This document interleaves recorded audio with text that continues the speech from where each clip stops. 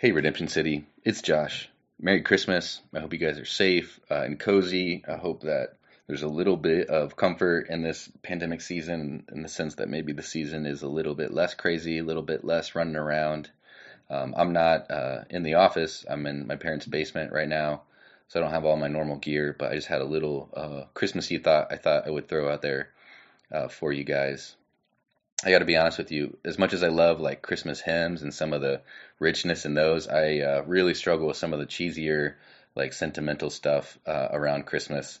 One of the songs that I love to hate is the song "Christmas Shoes." Do you guys know that song? It's I want to buy these shoes for my mama, please. It's like this. It's like this narrative song where this kid's mom is dying, and he wants to go to the store and buy her some special Christmas shoes because she might go see Jesus tonight. And I remember hearing that as a kid. It's like, bro, your mom's dying. Like, go be with her. Like, why are we thinking about shoes right now? Like, this song is ridiculous.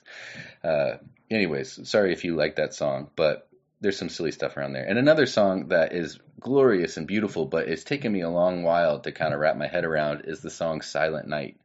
Uh, when I was young, I was always kind of confused by this song. Like, am I reading the same story in the Bible? Like, there's a teenage girl who's pregnant outside of marriage. She has to travel late in her third trimester, like pregnant ladies, which there are several in her church. What's it sound like to ride a donkey in your third trimester? She's away from home, away from family because, she was ordered by decree of Caesar to go to her husband's hometown. There's no hospital or even a hotel or even a house, no other place other than a barn. Like, can we put ourselves there? There's no epidural, no friends or family. Like, this is sad. This is probably not Mary's birth plan. This is not a cozy story. I picture it, a dirty, screaming, scared teenage girl, a fearful, overwhelmed new dad who's like still not totally sure that his wife didn't run around on him and is trying to trust God. There's animals making noise, eating and pooping all around this birth. And yet we sing, all is calm, all is bright. It's a little confusing. Look at the biblical account of Jesus' delivery in Luke 2, verses 6 through 7. While they were there, the time came for her to give birth. And she gave birth to her firstborn son, and wrapped him in swaddling cloths, and laid him in a manger, because there was no place for him in the inn. Why does Luke make a point to describe the clause? That's kind of my question today. Lay him in a manger. And I think that little word swaddling cloths kind of captures something that we can brush over because we've heard these verses a million times. And, I'm curious if you're a mother here and giving birth, you might wonder what Mary thought of Luke's summary of like her birth story. The time came and she gave birth, the end. Because, birth stories are intense and dramatic for everyone involved. They're screaming and yelling and blood and exhaustion and uncertainty and unmet expectations as our birth plans have to flex for reality. And not to mention, everything that Mary is dealing with, being on the road away from what she would consider normal. And personally, I don't. Maybe there's some superheroes out there. I don't think anyone's really ready for the birth of their first child. It's this like experience. You just like go in and hold on tight. Camille and I had this experience a few years ago, and Johnny's birth, in particular, was kind of terrifying. Johnny finally came after hours of pushing, like hours after the nurses and kind of everybody saying and thinking like, okay, this is the last one. Like, this is going to be it. But he finally comes out. His head is like super cone shaped and he's screaming. And I'm just like totally frozen. Like, is he okay? Like, oh my God, is he okay? And the nurses and doctors are scrambling around, sticking needles in Camille. But then this beautiful moment happens.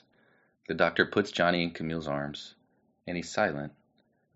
The nurses are still scurrying around. The doctor was like working because there's some like really painful like post-delivery complications. The doula is arguing with the doctor and all this stuff.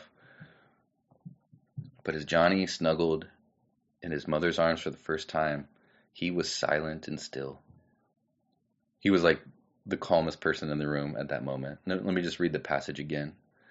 While they were there, the time came for her to give birth, and she gave birth to her firstborn son, and wrapped him in swaddling cloths, and placed him in a manger. I think this is what Silent Night is saying. Amidst a violent world, there was a violent, noisy birth. But then, There was this moment where Mary snuggled her baby in strips of cloth and all went quiet. I think this is like the message of Christmas, that not everything is fixed today, not that everything around us is going still and silent right now, but that the stillness is available amidst the chaos. There's darkness in the world, but the light has come, and darkness will never overcome it.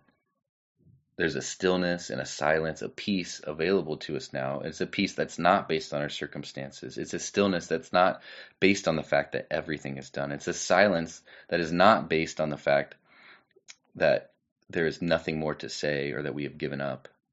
There is a silence and a stillness that comes through our King and Savior being born as a baby. See the young Mary holding her baby. All of her hopes and fears are met in him that night. The world went silent as our baby King, the Savior, rested on his mother's chest, and all of our fears can rest now in him.